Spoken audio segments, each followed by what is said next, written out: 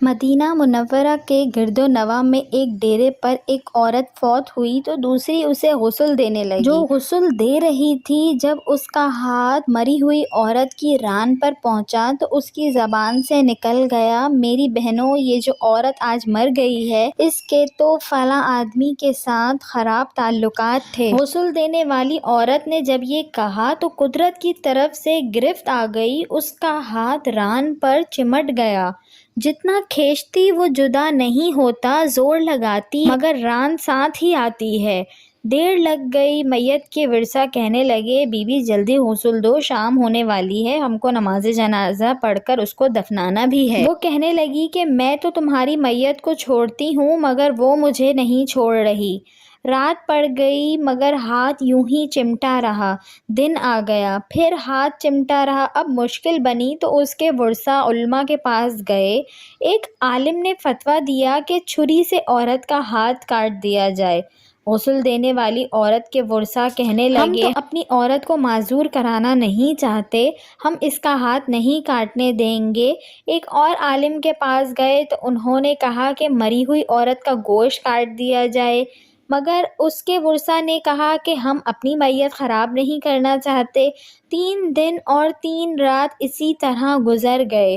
گرمی بھی تھی، دھوپ بھی تھی، بدبو پڑنے لگی۔ گرد و نواح کے کئی دیہاتوں تک خبر پہنچ گئی۔ انہوں نے سوچا کہ یہاں مسئلہ کوئی حل نہیں کر سکتا، چلو مدینہ منورہ۔ وہاں حضرت امام مالک رحمۃ اللہ علیہ اس وقت قاضی القضاء کی حیثیت میں تھے۔ وہ لوگ حضرت امام مالک رحمۃ اللہ علیہ کی خدمت میں حاضر ہو کر کہنے لگے، حضرت ایک عورت مر گئی، دوسری عورت اسے غسل دے رہی تھی کہ اس عورت کا ہاتھ مری ہوئی عورت کی ران کے ساتھ چمٹ گیا، چھوٹتا ہی نہیں، 3 دن ہو گئے، اب کیا کیا جائے؟ امام مالک رحمۃ اللہ علیہ نے فرمایا، مجھے وہاں لے چلو۔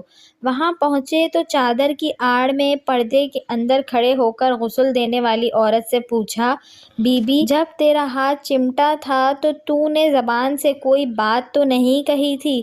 وہ کہنے لگی، میں نے صرف اتنا کہا تھا کہ یہ جو عورت مری ہے اس کے فلاں مرد کے ساتھ ناجائز تعلقات تھے۔ امام مالک رحمۃ اللہ علیہ نے پوچھا، بی بی جو تم نے تہمت لگائی ہے اس کے 4 چشمدید گواہ تیرے پاس ہیں؟ کہنے لگی، نہیں۔ پھر فرمایا، کیا اس عورت نے خود تیرے سامنے اپنے بارے میں اقرار جرم کیا تھا؟ کہنے لگی، نہیں۔ تو امام مالک رحمۃ اللہ علیہ نے فرمایا کہ پھر تو نے تہمت لگائی؟ اس نے کہا کہ میں نے اس لیے کہہ دیا تھا کہ وہ گھڑا اٹھا کر اس کے دروازے سے گزر رہی تھی۔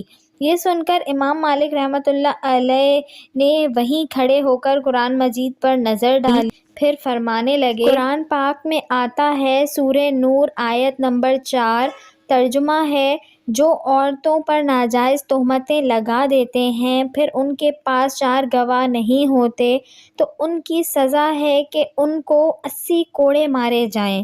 چنانچہ امام مالک رحمۃ اللہ علیہ نے فیصلہ سنایا کہ تو نے ایک مردہ عورت پر تہمت لگائی، تیرے پاس کوئی گواہ نہیں تھا، میں وقت کا قاضی القضاء حکم دیتا ہوں، جلادوں اسے مارنا شروع کر دو۔ جلادوں نے اسے مارنا شروع کر دیا۔ وہ کوڑے مارے جا رہے ہیں، 70 کوڑے مارے مگر ہاتھ یوں ہی چمٹا رہا، 75 کوڑے مارے گئے مگر ہاتھ پھر بھی یوں ہی چمٹا رہا، 79 کوڑے مارے تو ہاتھ پھر بھی نہ چھوٹا، جب 80واں کوڑا لگا تو اس کا ہاتھ خود بخود چھوٹ کر جدا ہو گیا۔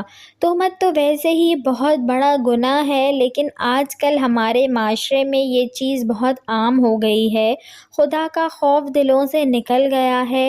اس واقعے سے سبق سیکھنا چاہیے اور اللہ تعالیٰ سے توبہ کرنی چاہیے۔ ویڈیو اچھی لگی ہو تو اس کو لائک کریں، شیئر کریں اور میرے چینل کو سبسکرائب کریں اور ساتھ ہی بیل آئیکن کو بھی پریس کر دیجئے تاکہ میری نئے آنے والی ویڈیو آپ کو مل سکے۔